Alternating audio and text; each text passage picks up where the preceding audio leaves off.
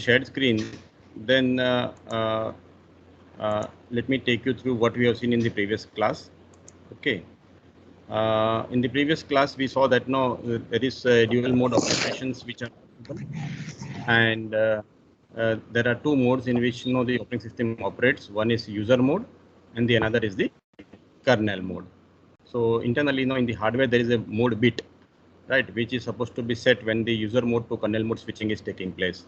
And there are also some instructions which are executed in the privileged mode, right? And when the system wants to execute in the kernel mode, this mode bit is supposed to be changed, right? And then it can have the access of all the kernel modules. Otherwise, it cannot execute. I gave you the example of etc password file. So etc password file is a read-only file, but still no users are allowed to change their password, right? So how is it done is internally it changes the bit from the user mode to the kernel mode. It obtains the privileges of accessing the file and even make that file read-only from the read-only file to the editable file. Read-write permissions are given, and then you can the system can do that in the kernel mode.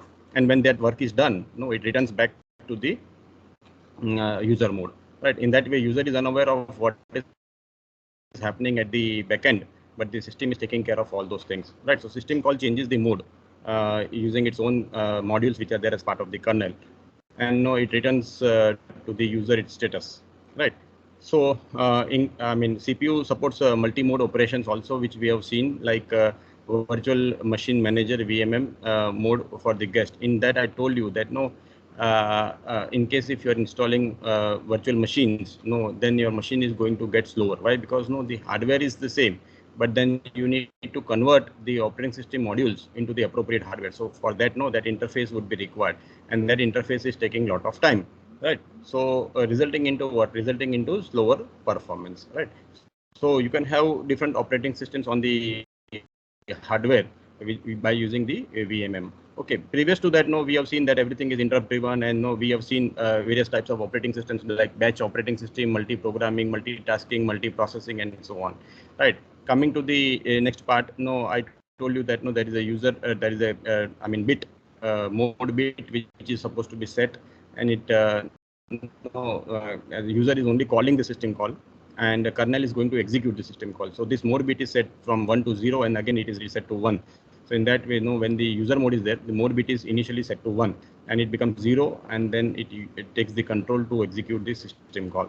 So in that way, the control is periodically, frequently transferred from the user process to the kernel process, and so on, right? And for executing it, obviously, there will be some privileges which would be required to make use of those hardware. Okay.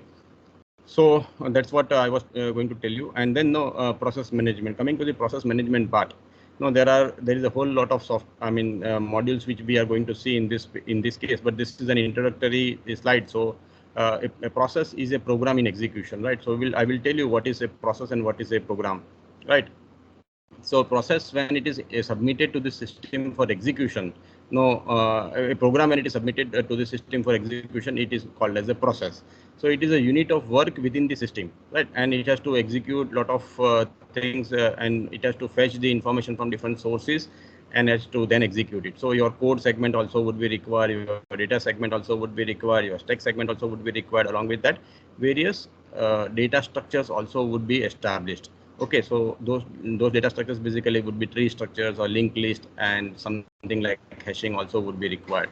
So program is a passive entity and process is an active entity, right? So it's like I can figure out like what is a process, right? So a process is something which is real, and program is something which is virtual. So I can tell you here that and the analogy for that would be like body is a process and our soul is a program.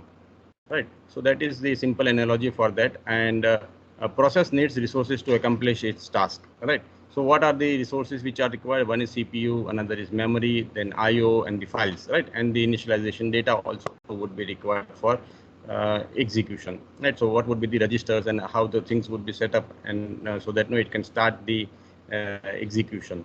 Right. Process terminates. Obviously, process will terminate after some point of time.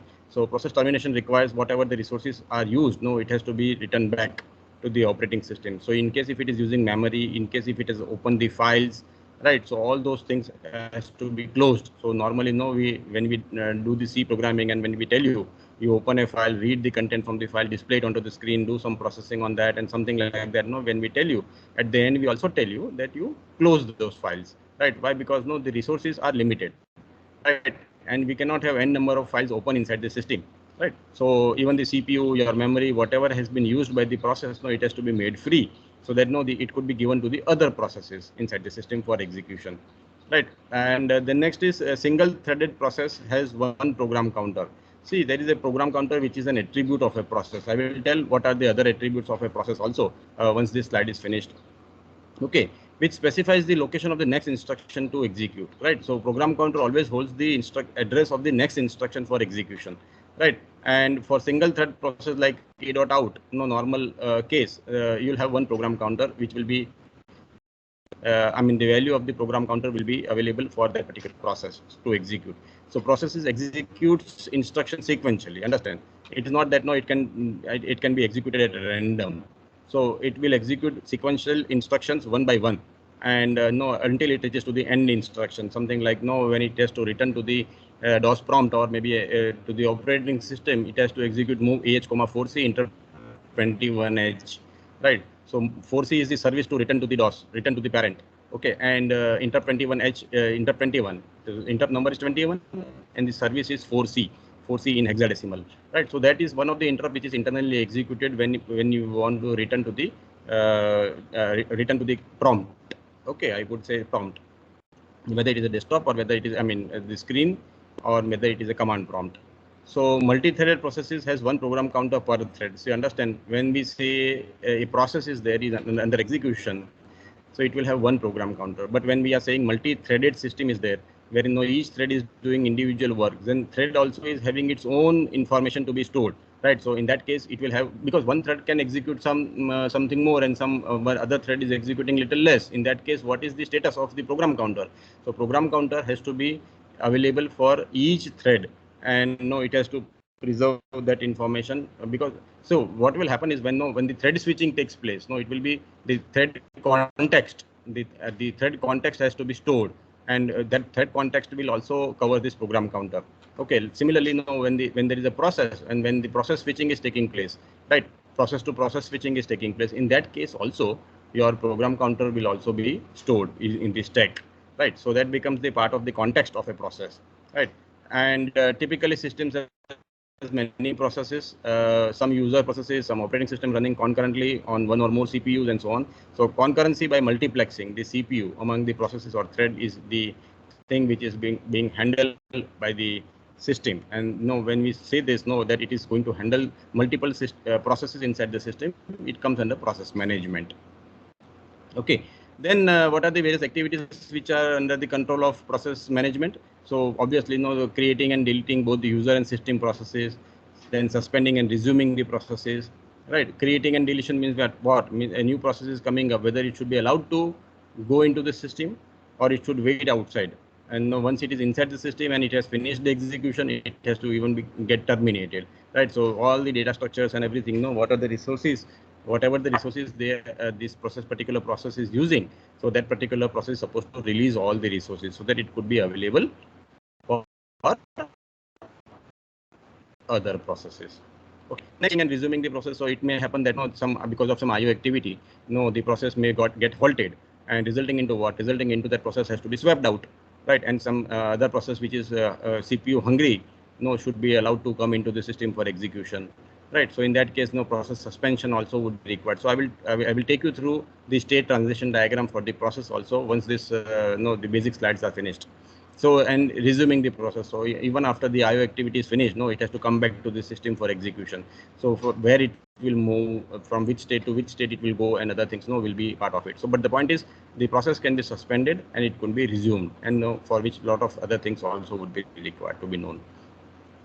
Then providing mechanisms for process synchronization. There could be multiple processes which are waiting for some work to be finished by other processes. Right. So as and when those work is getting finished, it has to inform to the other processes which are waiting for that work to be finished. right? So it has to signal or it has to give the alarm to the other processes inside the system, so that no, the processes which are waiting would be awaked and will be now into the main memory for its turn to execute, right? Then it has to provide a mechanism for process communication. So between two processes, there is a possibility that no, they need to communicate with each other, right? So internally, they would be making use of some TCP/IP protocol suite also. So one process may be executing on one CPU, another process may be executing on another CPU, which may be on the same laptop, or maybe on the same desktop, or maybe on some another machine over the which is connected to the interconnection network, right? So in that way, the process communication also would be required, and the process management has to look after all those primitives also to be provided as part of communication, right? And also it has to provide the deadlock handling mechanisms, right? So all of those things are are very closely connected, even though synchronization is a different chapter altogether in the book, but then it is basically for the process only, right? We need to make sure that all the synchronization between different processes, all the communication, all the glitches which are there, the deadlock, all those things are supposed to be handled properly for the process execution, right? So again, the mechanisms are required to be provided by the system to make sure that the deadlocks are handled properly. Okay, any doubts in this? Any doubts till now? Sir. Yes. Any doubts? No, sir. Okay, thank you. So next is memory management. So this is again the brief introduction of all the various modules that which we are looking at, and then we will jump into the process management and then look into it. So to execute a program call or part of the instructions, part of the programs must be present inside the main memory. If not the entire program, at least part of the program should be present inside the memory for execution. Otherwise, how it will execute, right? So here I can tell you that your loader program will always be inside the main memory. Understand?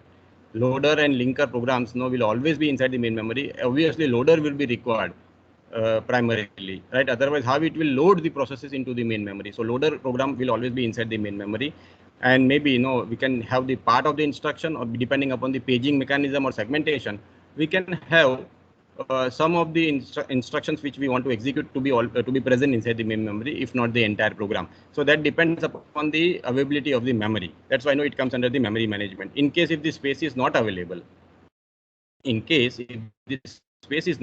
then memory management module is supposed to make sure that the sufficient memory is available, and then it can load the program into the free space, right? So free space memory management is also going to be part of memory modules, right? So all or part of the data that is needed by the program must be present in the main memory. So all instructions are going to work on what?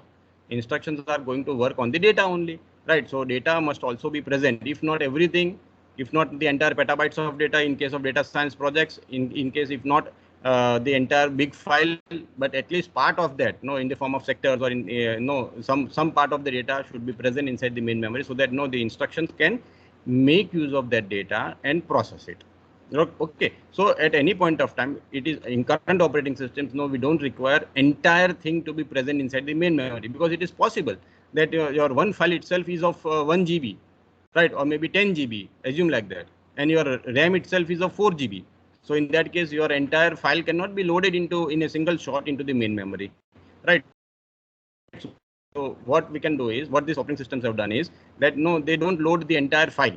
Instead, they divide it into small segments, and it will load only those segments which are required by the physical address to be used, right? So when the CPU is generating the physical address for that data, right? So it has to make sure that the operating system has to make sure that that particular information is present inside the main memory. Right? If not, it has to bring it and make some arrangement for that. So memory management determines what is in the memory and when, right? So it has to determine that in case if the memory is occupied by some processes which are in the system, active inside the system for longer time. In that case, that process should be told to move out, right? That process itself has to be told to move out. It will ask the process to go into the suspend state, will make some memory space, and then when the data whatever is required is available and sufficient memory space is available, it will be given to that.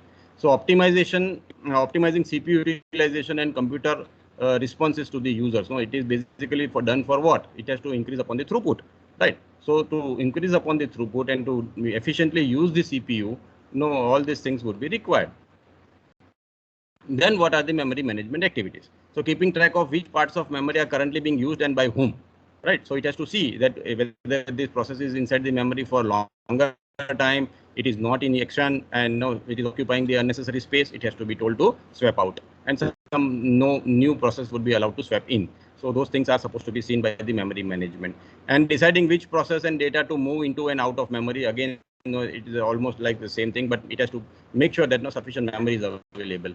Then allocating and deallocating memory space as needed. Why? Because it is possible that when you allocate some process into the memory, some part of the memory would be occupied, and it is possible that after that allocation, there could be some free space, right? So and after that again, there is some process which is allocated, and when it is made free, right? So if one process terminates, or because of that, what is going to happen is there will be some free space which are consecutively made available, but inside the data structure things are different. So it has to modify the data structure, and it has to increase upon the available free space size, so that if a bigger process bigger size process is coming up into the execution, then it could be allocated, right? So allocating and deallocating memory spaces would also be the memory management activity. Okay, then the storage management, right? So OS provides uniform. Yes. Sir, can you please keep your pace a little low? Okay. Base in the sense speed is little higher, you meant to say? Yes, sir. Because sometimes your voice break and in between we can't get what you are saying. Okay, let me see if I can keep my microphone near my mouth. Okay. Now is it okay? It's a little slow. Yes, sir. Okay. So till now, as such, we have not seen much things, but anyway, all these things would be covered in a much more detailed manner. But this is just an outline of what things are going to be inside the modules. Okay. Then next is your storage management. So OS operating system provides a uniform logical view of information storage, right? So abstract physical properties to logical storage unit like file. So everything inside the operating system is a file. Everything inside the operating system is a file. In Unix operating system, we say that it is a file, right? And almost that is the case with even Microsoft OSs also, right? So everything inside the system is a file, whether it is a device or whether it is a memory or whether it is a actual storage file. Okay, so but inside the system, everything is a file. Okay, so each medium is controlled by device like tape drives, disk drives, and so on, and each are having different properties. Like each device would be having different speed, different capacity, different transfer rate, different access methods, right? So all the characteristics of each of these device would be different, right? And based upon that, there could be that your modules are supposed to be written in such a way. Yeah, the OS designers basically will write it, and they will have to make sure that the latency is as less as possible, because we need most of the data to be used in real time, right? When the CPU is generating the address, it is expecting that this information should be available inside the cache, and it has to be brought inside the register. Okay, so if it is not there, then it will have to wait, and while waiting, what will happen is it will have to send that particular process to the IO mode. So it has to suspend that particular process because IO activity is going on in the background, right? So a lot of things would be there which will be sorting it out. Then next is file management system. Files usually organized into directories, so we have the directory structures, directories, and within that, there could be files. Then there is no level of, there is no restriction to level of hierarchy, right? So C drive is the root of all. We all know C drive is the root of the operating system. Wherever the operating system is installed, that is known as the root. Okay, and within that, you create the subdirectories. User specific directories also could be there, and within that, your subdirectories would be created for your storing your data, right? So again, the access control on most systems to determine who can access what would be again an important parameter, right? So if user is not having the privilege to if the user is not having the privilege to write into a file, then there is no way out that you can write into it, right? So access control, because it is required for security reasons. It is required for security reasons. Your data, the process data, should not be accessed by any other process data unless you give the privilege, right? So there is always a process boundary within which the system is supposed to operate, right? So in case if you if your process tries to access the locations outside that boundary, then you will obviously will get a segmentation fault, right? So normally you see that in most of the programs that you write related to the dynamic data structures, so you come out with the segmentation fault and something like that. So that is nothing but when you try to access the memory location, when you try to access the memory location which is of another process for which you don't have the privilege, right? In that case, it will give you the segmentation fault and errors of such type. So what are the various, again, OS related activities for the files, right? So creating and deleting files and directories, right? Primitives to manipulate files and directories, mapping files onto secondary storage, and backup files onto stable storage media, right? So all these things would be related to the file system management, right? And the activities related to it. So it should have the permission to create a file, delete a file, and directories and subdirectories. Renaming the files and other things also would be part of it. Then accessing the privileges of that, so that you can manipulate those files and directories. Then mapping your files onto the secondary storage. So if you see, when you are using your USBs, we normally use the mount system call. So when we include the USB into the Linux-based system, we are supposed to do the mounting. So that is nothing but the mapping of files onto the secondary storage. And what it will do is it will also maintain the data structure. It will maintain the data structure inside the operating system, through which it will be able to reach to that particular actual storage location, so that when required, it can fetch that information from that particular sector on the hard disk, right? So those mappings will also be done with the help of data structure. So there are file tables, user file tables, and so on. So there are data structures which are there through which and obviously need to have the backup of all the files onto the storage media, which is obviously it has to be of non-volatile, so that when you take your USB drives out from the system, your data should not be lost. I'm just giving an example for the system. There is something hard disk, the same thing would be available. So the storage media has to be stable, and periodic backups also would be of importance. Okay, any doubts? Any doubts? Okay. No, sir. Repeat the last statement. Your voice was breaking. Okay, what I was telling in the backup was that at any point of time, in case if the system goes out of order, okay, in that case, your data should be restored from some stable storage, right? So what normally the system does is it does the backup of the files, backup of all the RAM data, whatever is there, and periodically it will save it onto the storage media.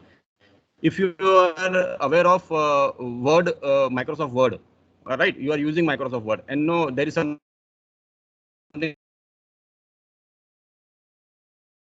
auto saving, something option which is there. Everything, I mean, almost all the things.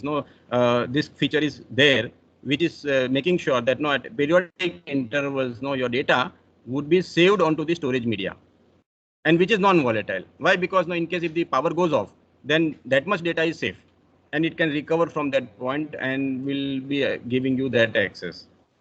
So backup of files is basically something like we do Control-C, Control-V, and we keep it at one place, safe place, so that in case if your system crashes, then in that case you can recover you can use that data from the storage media. Okay. Now is that clear? Yes, sir. Okay. There was nothing strange in that, but then okay. Excuse me, sir. Yes. It's a request to give some example in which we can relate to day-to-day life, so it would be easy for us to understand properly. in which case do you feel that no? See, this is again no. All these things are going to be covered in detail. Understand? All these things. No, I cannot cover entire file system here. Right. This is the introductory chapter. So this is just an idea giving slide wherein what we are going to see in the subsequent subject. No, in the following lectures. No, all this is a brief idea of that. Okay, don't worry. I will make sure that no, whatever your queries are, that it will be resolved. Okay. Next is I can skip this. Coming to this various levels of storage. No, if you see here, main memory typically, no, when this book was written, it was 64 GB RAM. Okay. However, no, we may not go up to that level, but then yes, it was there. Implementation technology was CMOS RAM, SRAM. Access time, if you see, 80 to 250 nanosecond, right? When no, in the earlier days it was millisecond. Now it has came down to nanosecond. And when you see the cache and the registers, no, access time is quite less. So what we expect is that your main memory content should be brought into the cache and should be brought into the register as long as possible, or in the biggest capacity, whatever is possible. But what happens is, no, we will always be referring to the bytes. When you are accessing the registers, no, it will be either 64-bit sort of thing, depending upon your data bus capacity, right? So data bus capacity, if it is of 64-bit or 32-bit, then you are going to access that content in this much amount of time, right? 0.25 to 0.5 nanosecond. So that is the access time for the registers, which is the lowest one and the fastest one, right? And cache is taking little higher, and main memory is still higher.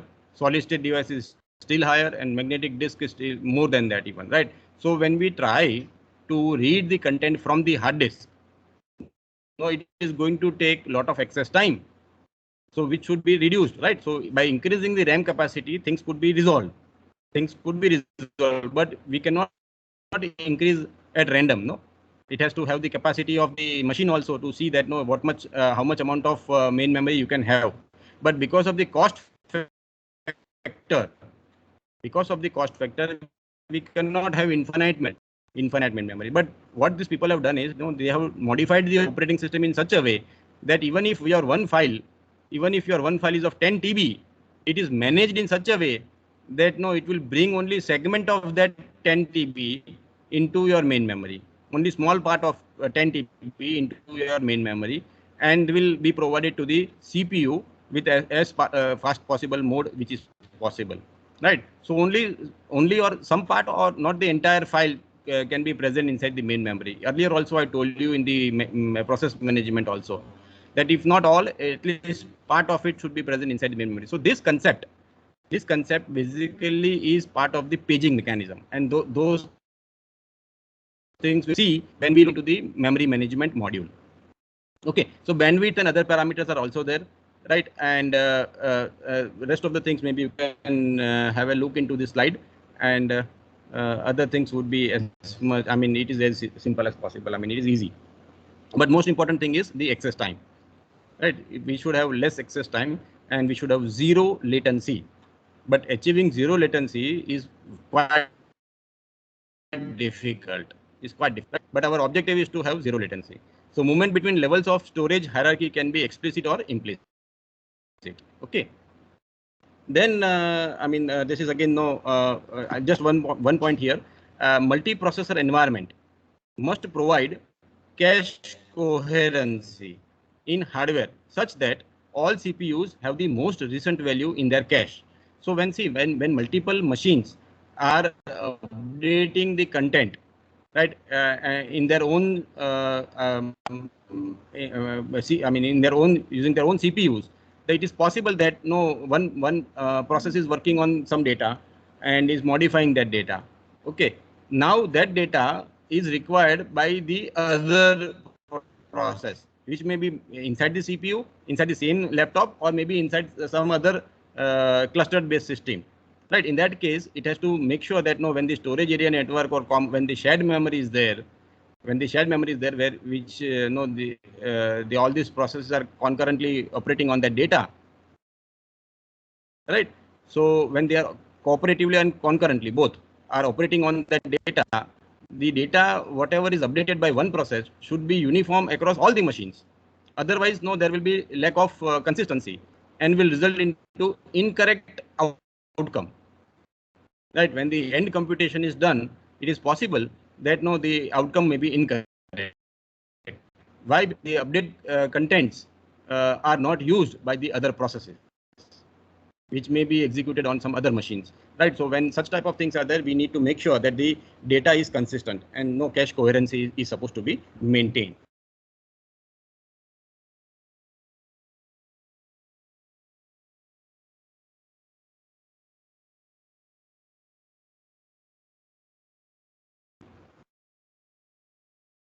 Right. So the same thing can also be there with the main memory also. Okay, I can.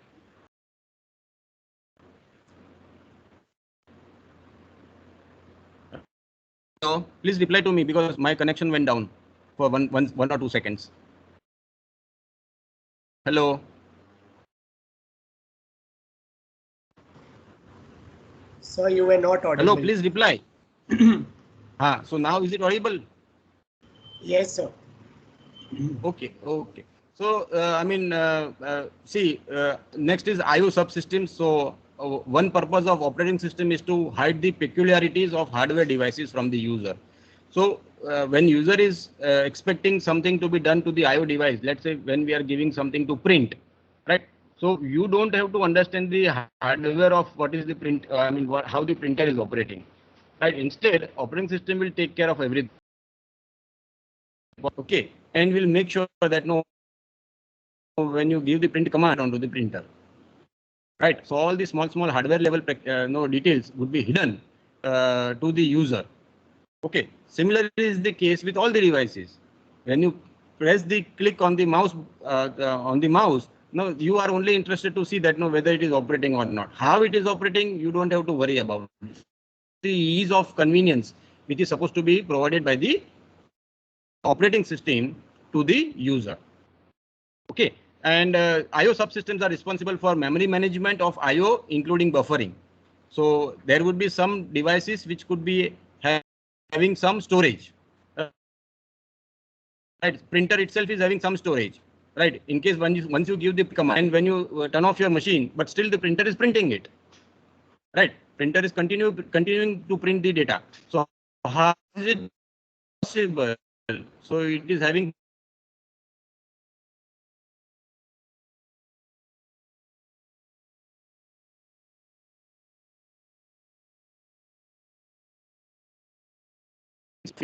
right where your data is getting stored, you're taking care of it to take it further.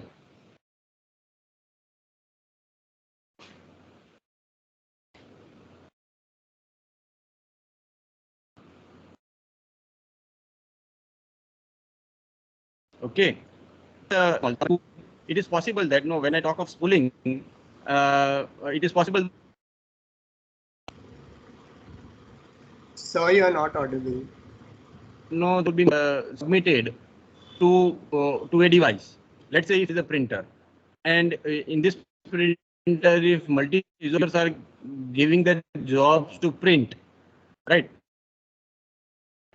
So what could be possible is that one is quantum only that job has to be finished, right? So if there is a big job to print, is it possible that half of the pages of one process would be printed, half of the pages of another process would be printed?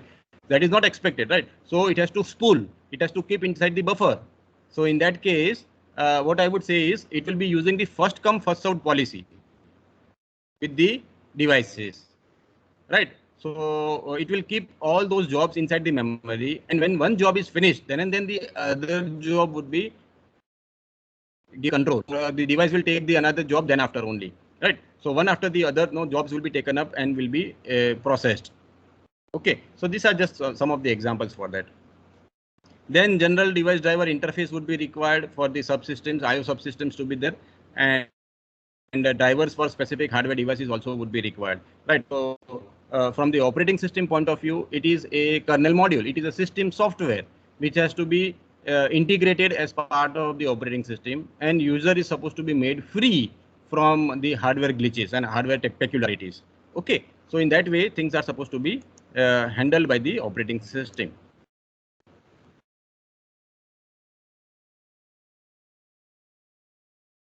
Okay, coming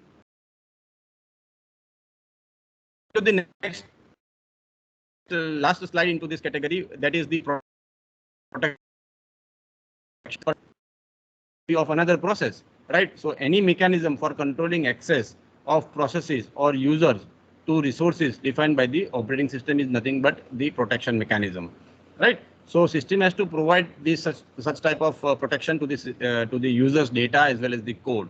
Otherwise, the things may get hampered and the things may go haywire, right? Assume that user processes are working at the same privilege of the kernel.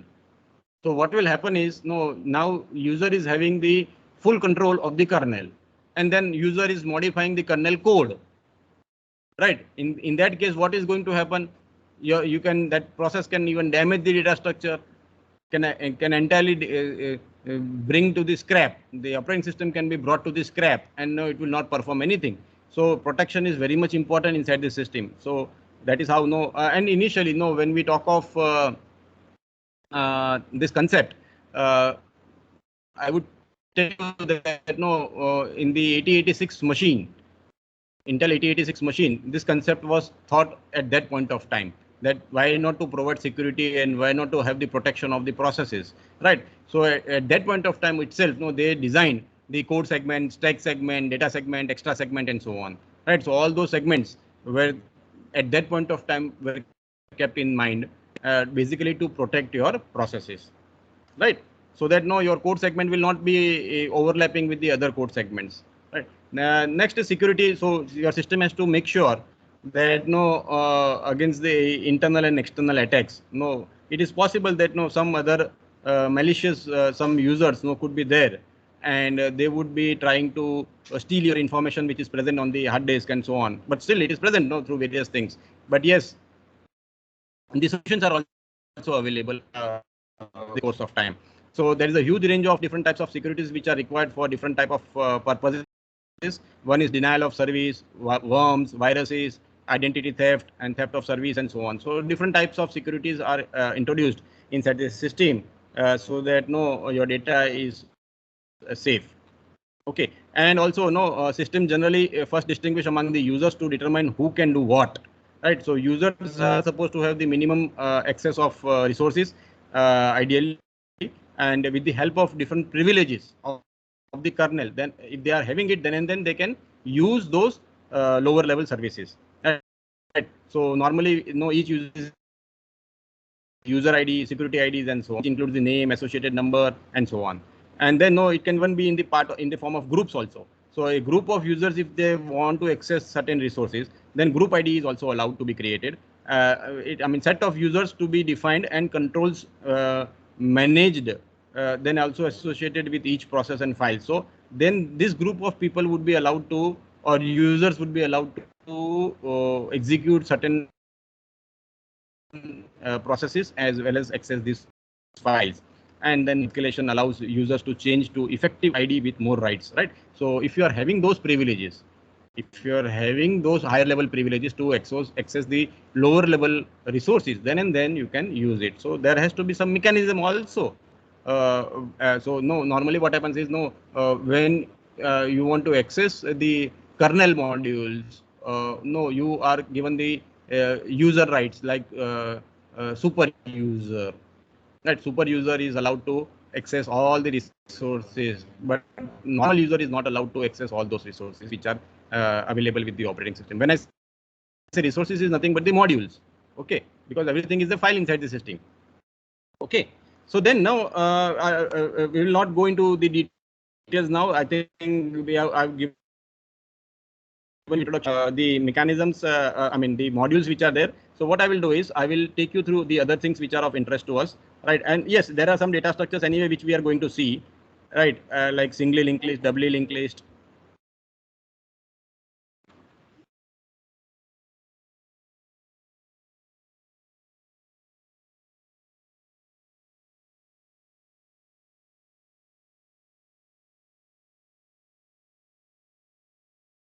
So are you able to see the blank screen? Are you able to Yes, sir. see the blank screen? Yes. Please. Okay. So now, I will take you through the other ways in which the things would be required to be told to you. So now we are looking into the process management in detail. Process management. So we are actually now jumping into the process management module. Earlier, I was talking of various data structures also, like singly linked list, doubly linked list, hashing, trees. All these things would be part of the data structures which are very heavily used inside the operating systems. Okay, so normally what happens is, see, when you say when you are preparing a file, this is basically going to be present inside the hard disk, right? So this is a program which is residing in the hard disk. Residing in hard disk drive. Okay, so what we normally do is we submit this to the compiler. Okay, what this compiler will do, it will generate an exe file for us. In case if it is Unix, it will be a.out file. Okay, so this is how the entire things are going to be there. And understand, this particular thing is a.out is nothing but the machine code. So this is the machine code, which is nothing but the code segment, contains the machine code. Okay, and this is going to be there. So operating system will take this program. And put it into the main memory. Okay, so this is supposed to be the entire a.out file, which is a machine code, will be required to be present inside the main memory. What it does is, operating system, it creates a data structure for a process. Right, it has to create a data structure for a process, and it has to maintain, okay, what is the throughput, at what time it was created, whether sufficient memory is there or not, how many files are open. Everything is supposed to be managed with the help of data structures. Okay, so process is something which is real, and program is something which is virtual. I told you that. An analogy for that would be like body is a process and soul is a program. Right. So when this particular program, this particular process is inside the main memory, then inside the data structure, inside the operating system, it is going to have some structure to be created. That structure is, I would say, there is something like a.out file, which is binary file, which will always be required inside the main memory, if not entire, at least partial. Okay, and so there is a possibility that it will make use of certain variables, right? Somewhere some static variables would be required, and even global variables also would be required. So all those variables will remain throughout the execution of the program, right, or the process. So this will remain throughout the execution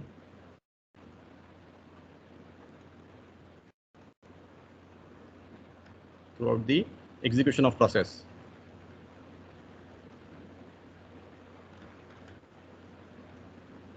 What I was telling you, this one is nothing but the binary file. Okay, this is the binary file, executable file, executable binary. Nothing but the instruction sets. Okay, then there is some memory which is of type, which we call it as heap memory. Right, this is again a free space, and there will be some memory space which will be of type stack. Okay, so this is like this by the operation. This data structure would be created when your program is loaded into the main memory. So this is how it is going to be there. Now when I say this, this is basically used for what? This is basically used for recursion calls, function calls, right? And also called the function stack. Sometimes we also call it as function stack, right? So this is basically for recursion call, function call. I can say like that, and also called the function stack. And this is for dynamic memory allocation. So we don't know it before the execution is taking place. This is for dynamic memory execution. When you say create a node, right? So there is a malloc memory allocation function which is executed, and malloc is internally calling alloc system call. malloc is nothing but memory alloc. Malloc and alloc both functions are available at the system call level. But when you say in the C program, so basically from which space it is going to get some memory, it is basically from the heap memory. And this is dynamic allocation. So we don't know it before the execution begins, right? Only at runtime, no, this memory is going to used. And there is a thin border. Understand, there is a thin border between stack and heap. If in case if the stack memory is less, the available dynamic memory allocation requirement is less. In that case, that memory can also be used by stack, right? So in that way, there is a borderline, thin borderline between the stack and heap, which is variable. I'm saying variable. Okay, so there is no fixed boundary that no, this stack will always be of this size. This heap would be always be of this size. It is a variable border. Okay, something like when I say if you are opening a book and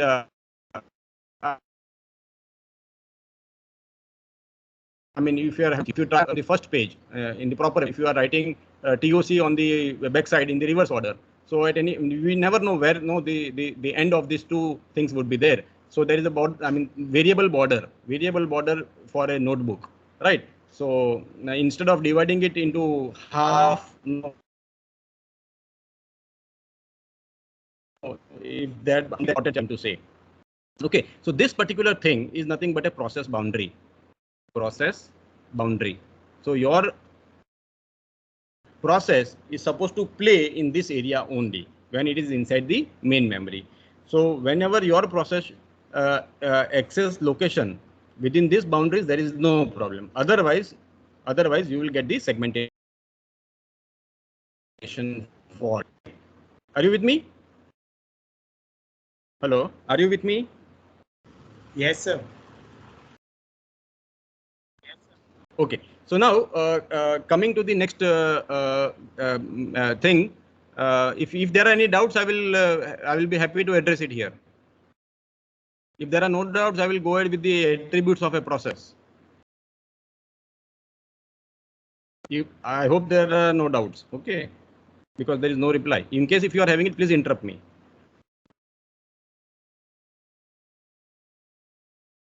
The attributes of a process, right? Now we are into the process management in detail, right? So attributes of a process. What are the attributes of a process? One is process ID. So each process, understand, each process would be given one unique ID. Okay. So now in this case, what I will tell you here is that when a new process is getting created, right? So it will be given a unique process ID, which is not available with any other process, something like primary key. Okay, but you cannot go up to infinity. You keep on creating a process and no, you will always get a new number, That is not the case. Whenever there is an upper limit, that depends upon the addressing capacity, right? Addressing capacity, that how many processes would be there inside the system. Okay, so if you are reaching, let's say, the top level. So if 0 is there and the top level is there. Okay, so if you are reaching to the top level, then it is not the, and when then new process is coming up, then which process ID should be allocated, right? So obviously, when the processes are created, some of the processes will be completed also, terminated also. This will be terminated also. So depending upon whatever is the free process ID, these are the process IDs which got free during the course of time. So this process ID will be allocated to a new process. Then after again, it will go back in a cyclic manner. Right? It will go back in a cyclic manner. And whenever new other process is coming up, whenever this process ID is available or free, that process ID will be allocated. So obviously, there is a threshold that this number of processes would be there inside the system, and that is designer dependent. So it is not in our hand. So designer of the operating system. Yes. Like, what does that process ID number depend on, even from the designer's side? Is it the hardware that is on the system? Yes. Memory. Basically, memory would be looked at, and no, there is. Let's say if the operating system designer has said that no, it could have 10,000 or 10 lakh number of processes inside the system, right? So there is no such clear-cut guidelines which are available for this. But I'm telling you that no, there is an upper threshold which is decided by the designer of the operating system. But obviously, it has to be in sync with the hardware. If the memory is not available, process cannot be loaded. Process cannot be created even. Right. So even though that process is ready to jump into the system, but because of lack of availability of the resources, that process will not be created. And if it is not created, ID will not be given to that. Right. So there is a scheduler. I mean, there is a long-term scheduler which is responsible for allowing the process to be created or not created. Okay. So those things are there. But yes, what I'm telling you is that there is an upper threshold available with all the operating system, and within that only it has to play. So whatever the free process IDs are there, those will be reused. Okay. Hello. Yes, sir.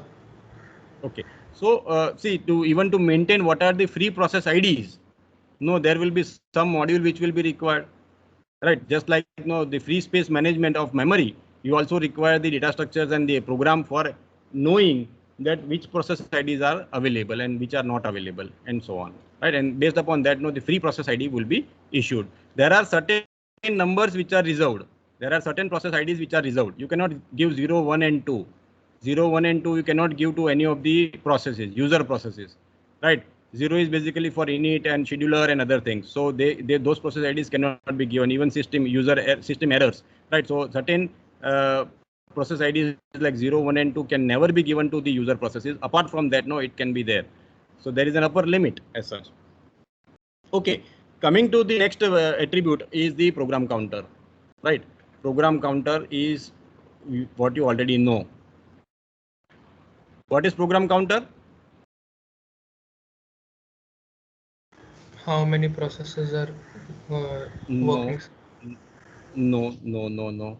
See, every program, when it is having, it is loaded into the main memory. Let's say a.out is loaded. Let's say example.ex.c when it was getting converted to a.out, right? So a.out is having some program counter location, right? It is the address of the instruction which you want to execute. Right, address of the instruction that you want to execute will be loaded into the program counter. This is nothing but it is inside the main memory. When it is inside the main memory, it will be having some address through which it is going to refer. Right, so your program counter is supposed to be loaded with the address for executing that instruction. For executing that instruction, right, there would be code segment which is there, and within which it has to. I mean, there will be instructions which are supposed to be executed. So program counter will always have the address of the next instruction to be executed. Right. And why is it required is because each process inside the main memory, because there are going to be multiple processes inside the main memory, process 1, process 2, process 3, and so on. So, and each would be having some different memory locations, right? So when this is the program counter for process P1, this is the program counter for process P2, process P3, and P4, and so on. So address. So why it is required is because let's say if this process P1 is going for IO activity, right? And then what will happen is CPU would be given to this particular process, or maybe P2, P3, P4, whatever, whoever is eligible, right? So let's say in this case, P2 is given the CPU to execute. And when this IO is finished, where it will return? It has to execute anything, no? It has to execute. Then and then it will come to know what is the status and other things. It will look into the status part with the help of some instructions and so on. So it has to execute those things. So what was the program counter value? What was the program counter value when this IO activity started? Right? So when this is finished, it will return to that program counter value and will start executing from that place. It is something like this. It is making a jump to the IO module and then coming back and then executing it. Program counter will be this. Okay, address of the next instruction. Okay, so it will come to the place from where it can continue the execution. So program counter for each process would be required to be as part of the attribute of a process. Any doubts? Then there is the third attribute, which is process state. Now for this, there will be an entire session which will be there in the next class, right? So there are various state of the processes.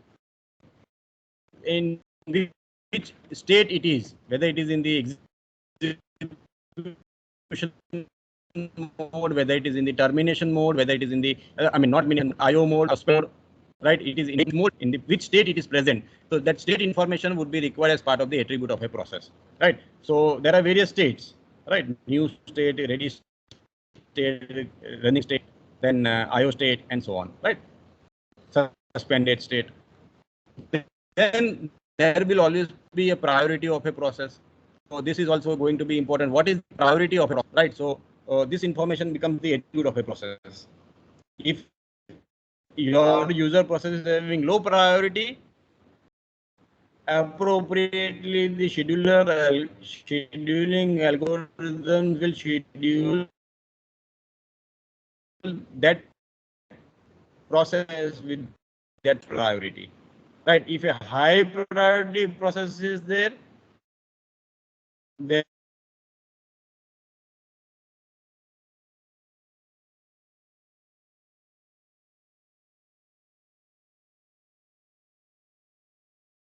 chance to execute immediately, right? So depending upon the level for the processes, no, the execution will take place. But then it becomes an attribute, important attribute for the CPU. Then what are the other things? I know. Now is it audible? Am I audible now?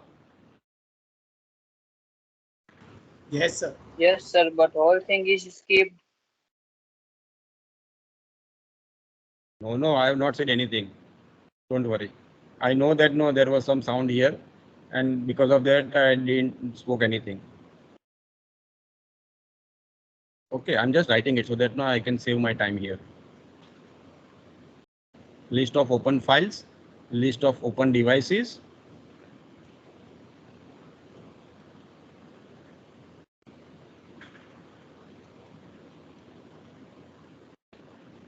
And finally, protection.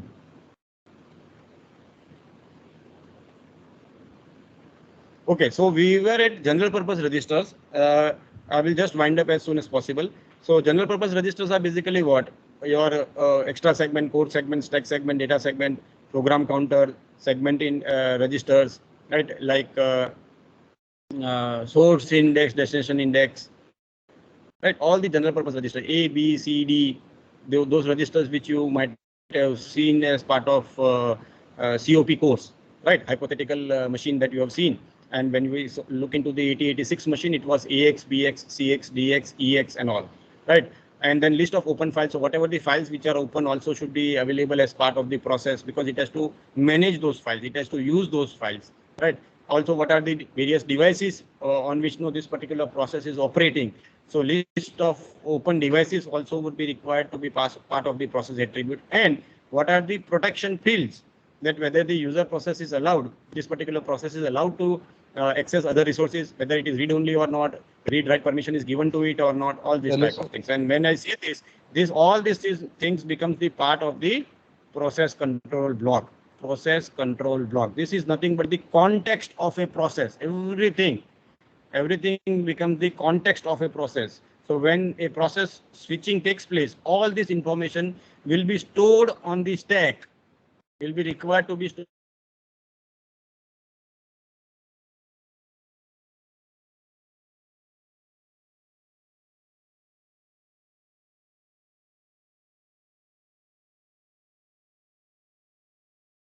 It can continue from that place. Also not right in this. Anyway, I will come back to this in the next class. Don't worry.